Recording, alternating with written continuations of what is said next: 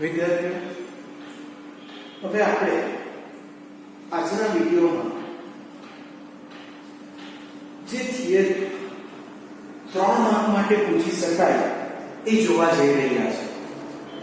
એ છે ગોળીય સપાટી પાસે થતું વક્રીભવન.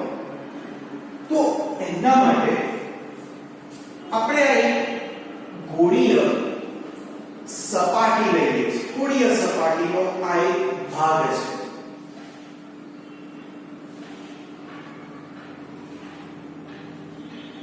વિદ્યાર્થીઓ, આ જે ગોળીય સપાટી છે એ ગોળીય સપાટી નું જે માધ્યમ છે એ માધ્યમનું નામ આપણે આપ્યું તે અહીંયા લખીએ છીએ કે માધ્યમ 2 અને તેની બહાર જે છે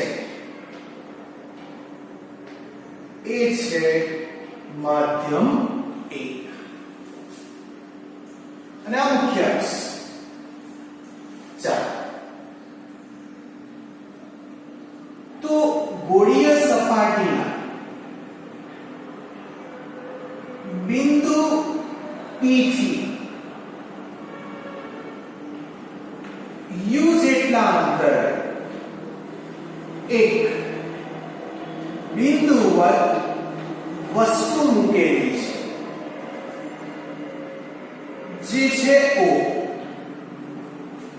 જેનું પ્રતિબિંબ આપણને ક્યાં મળશે જે આપણે અહીં શોધવાનું છે. તો O માંથી આપાત થયેલું કિરણ O એ ગોળીય સપાટીના બિંદુ A આગળ આપાત થાય છે. જ્યાં જુદી પાડતી સપાટી આગળ જો આપણે લંબ દોરીએ તો એ લંબ એ ગોળીય સપાટીનું વક્રતા કેન્દ્ર C આવશે. તો જુદી પાડતી સપાટી આગળ દોરેલો લંબ અને આપાત કિરણ વચ્ચેનો કોણ, જેને આપાત કોણ I તરીકે ઓળખાય છે. હવે આપાત કિરણ N1 વાળા પાતળા માધ્યમમાંથી N2 વાળા ઘટ માધ્યમમાં જાય છે. જો પ્રકાશીય કિરણ પાતળા માધ્યમમાંથી ઘટ માધ્યમમાં જાય તો એ લંબ તરફ વાંકો વળે છે. એટલે OA આપાત કિરણ છે તો વક્રીભૂત કિરણ એ AI છે. તો જુદી પાડતી સપાટી આગળ દોરેલો લંબ અને વક્રીભૂત કિરણ વચ્ચેનો કોણ, જેને વક્રીભૂત કોણ R કહેવાશે. તો આ ગોળીય સપાટી માટે બિંદુ P થી U જેટલા અંતરે વસ્તુ O મૂકવામાં આવે તો તેનું પ્રતિબિંબ બિંદુ I આગળ આપણને મળશે. તો હવે અંતર જોઈએ તો P થી C નું અંતર એટલે વક્રતા ત્રિજ્યા R દર્શાવે. I થી P નું અંતર એ પ્રતિબિંબ અંતર V વડે દર્શાવાય છે.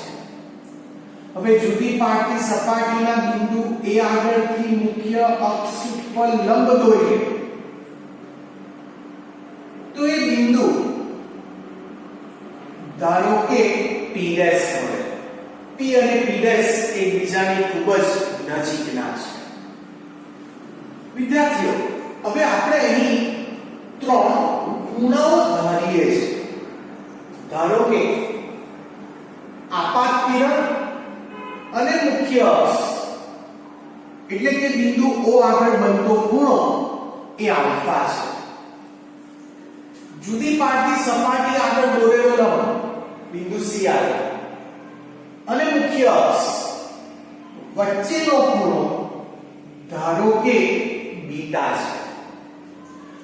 ત્રીજો વક્રીભૂત કિરણ અને મુખ્ય અક્ષ વચ્ચેનો ખૂણો એ ધારો કે ગેમા છે. તો હવે પહેલા ત્રિકોણ AOP માં AOP માટે આલ્ફા ને tan આલ્ફા તરીકે લઈએ.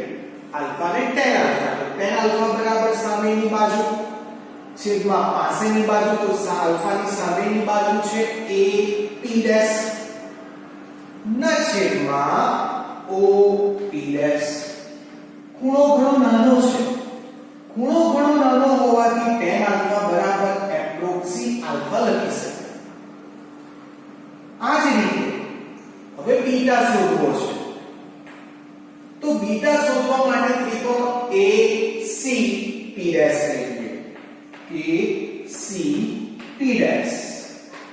માટે બિંદુ C આગળ બનતો ખૂણો બીટા ને ટેન્જન્ટ બીટા તરીકે લઈએ તો સામેની બાજુ AP છેદમાં CP. અહીંયા પણ બનતો ખૂણો નાનો છે એટલે tan બીટા ની વેલ્યુ એપ્રોક્સી બીટા તરીકે લઈએ છે. અને ત્રીજું જે છે ત્રિકોણ AIP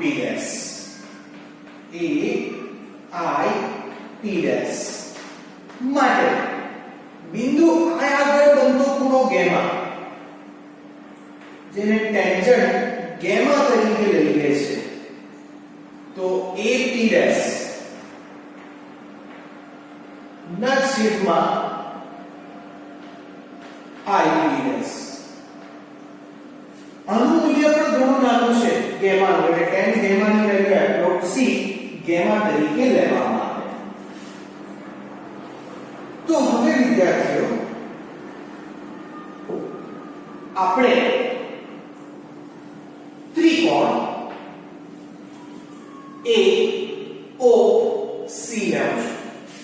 ત્રિકોણ AOC તો O એ આગળ બનતો ખૂણો I, O આગળ બનતો ખૂણો આલ્ફા અને C આગળ બનતો ખૂણો બીટા છે. માં I જે છે એ બહિષ્કોણ બનાવે છે અથવા તો બહિષ્કોણ એ રચે છે. I એ આલ્ફા અને બીટાનો બહિષ્કોણ છે. તો માટે I બહિષ્કોણ છે તો I નું મૂલ્ય કોના જેટલું થશે? આલ્ફા વત્તા બીટા જેટલું. તો માટે I બરાબર આલ્ફા ની કિંમત મૂકી દઈએ જે છે AP ના છેદમાં OP વત્તા બીટા ની વેલ્યુ છે AP ના છેદમાં CP જેને સમીકરણ નંબર 1 આપીએ છીએ. આ જ રીતે ત્રિકોણ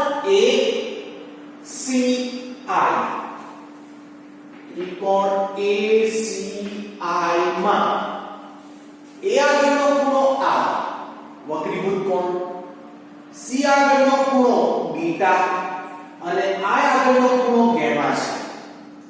જેમાં બીટા એ બહિષ્કોણ છે એટલે ત્રિકોણ ACI માં બીટા એ બહિષ્કોણ રચે છે. તો માટે બીટા બરાબર શું થશે? તો બીટા બરાબર થશે R વત્તા ગેમા, જેમાં R ને સૂત્રનો કરતા બનાવીએ તો બીટા માઈનસ ગેમા થાય. જેમાં બીટા અને ગેમાની આપણી પાસે કિંમત છે. તો માટે બીટાની જગ્યાએ AP ના છેદમાં CP ઓછા ગામાની જગ્યાએ a p ડેશ ના છેદમાં I p ડેશ અને સમીકરણ નંબર 2 કહીએ. હવે બિંદુ A પાસે સ્નેલનો નિયમ લેવામાં આવે. તો બિંદુ A પાસે સ્નેલનો નિયમ શું આવે? n1 sin I બરાબર n2 વાળા મધ્યમાં બનતો ખૂણો r છે એટલે n2 sin r. વિદ્યાર્થીઓ આપણે જોયું છે કે અહીં બનતા ખૂણાઓ ઘણા બધા નાના છે, એટલા માટે sin I ની વેલ્યુ એપ્રોક્સી I તરીકે લેશું અને sin r ની વેલ્યુ પણ એપ્રોક્સી r તરીકે જ લેવામાં આવે. તો માટે n1 I ની જગ્યાએ શું લખાશે? તો સમીકરણ 1 AP ડેશ ના છેદમાં OP ડેશ વત્તા AP ડેશ ના છેદમાં CP ડેશ બરાબર n2 ના ગુણ્યા r છે તો r ની જગ્યાએ શું લખાય? AP dash CP dash. ચાલો ઓછા AB ડેશ ના છેદમાં IP ડેશ. ચાલો શું કેન્સલ થાય? તો બધે બાદથી AP ડેશ એ કેન્સલ થશે. વળી અહીં OP ડેશ ની જગ્યાએ શું લખાય? OP ડેશ એટલે O થી P નું જ અંતર એ વસ્તુ અંતર u છે. ને સંજ્ઞા પદ્ધતિ પ્રમાણે આપણે જાણીએ કે વસ્તુ જે બાજુ મૂકેલી હોય એ મોટે ભાગે આપણે માઈનસ તરીકે લેતા છે. ચાલો CP ડેશ એટલે C થી P નું અંતર કાં તો P ડેશ નું અંતર, P અને P ડેશ એકબીજાની ખૂબ જ નજીક છે. તો C થી P નું અંતર એ વક્રતા ત્રિજ્યા r એ જમણી બાજુ છે, વસ્તુની જમણી બાજુ એટલે પ્લસ. ચાલો આ પણ CP ડેશ છે અને એ છે જે છે IP ડેશ. I એટલે વસ્તુનું પ્રતિબિંબ બિંદુ I આગળ પડે તેનું P અથવા તો P ડેશ ની અંતર એ V છે અને જે જમણી બાજુ જ મળે છે એટલે R અને V એ ધન જ લેવાય. આ કિંમતો ઉપરના સમીકરણમાં મૂકી દો તો n1 ના કૌંસમાં 1 ના છેદમાં OP ડેશ તેની જગ્યાએ -u વત્તા 1 ના છેદમાં CP ડેશ એટલે 1 ના છેદમાં r બરાબર n2 1 ના છેદમાં CP ડેશ એટલે કે 1 ના છેદમાં r ઓછા IP ડેશ એટલે કે 1 ના છેદમાં v થશે. ચાલો હવે n1 ની અંદર જવા દઈએ તો -n1 ના છેદમાં u પ્લસ n1 ના છેદમાં r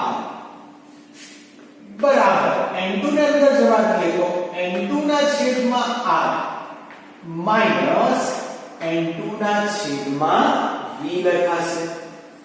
ચાલો તો એક બાજુ r વાળા પદ ને એક બાજુ r સિવાયના પદ રાખીએ. તો જમણી બાજુ r વાળા લઈએ તો r વાળો એક તો છે જ n1/r પ્લસ પેલે બાજુ જાય એટલે -n1/r. ચાલો ડાબી બાજુ r સિવાયના એટલે -n1/u. આ જે માઈનસ તે આ બાજુ આવે એટલે પ્લસ n2/v બરાબર. ચાલો તો માટે -n1/u પ્લસ n2/v.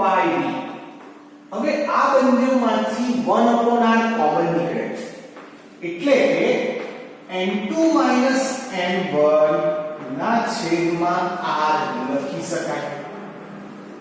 ચાલો તો આ જે આપણને સૂત્ર મળ્યું છે એ સૂત્ર એ ગોળીય સપાટી દ્વારા થતા વક્રી ભવનાંકનું સમીકરણ છે. વિદ્યાર્થીઓ આ સમીકરણ ક્યારે મળે કે જ્યારે પ્રકાશ એ પાતળા માધ્યમમાંથી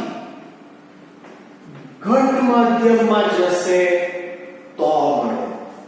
પણ આનું ઊંધું થયું તો એટલે કે પ્રકાશ ઘટ માધ્યમમાંથી પાતળા માધ્યમમાં નીકળ્યો તો શું? તો સમીકરણ -n2 ના છેદમાં u પ્લસ n1 ના છેદમાં v બરાબર n1 માઇનસ n2 ના છેદમાં r. એટલે આ સમીકરણમાં જ્યાં 1 હતું ત્યાં 2 આવ્યું અને જ્યાં 2 હતું ત્યાં કોણ આવી ગયું 1. બરાબર. તો આ હતું આપણું ગોળીય સપાટી પાસે થતા વક્રી ભવનાંકનું થિયરી. વિદ્યાર્થીઓ આ થિયરી એ 3 માર્ક માટે ખૂબ જ અગત્યની છે.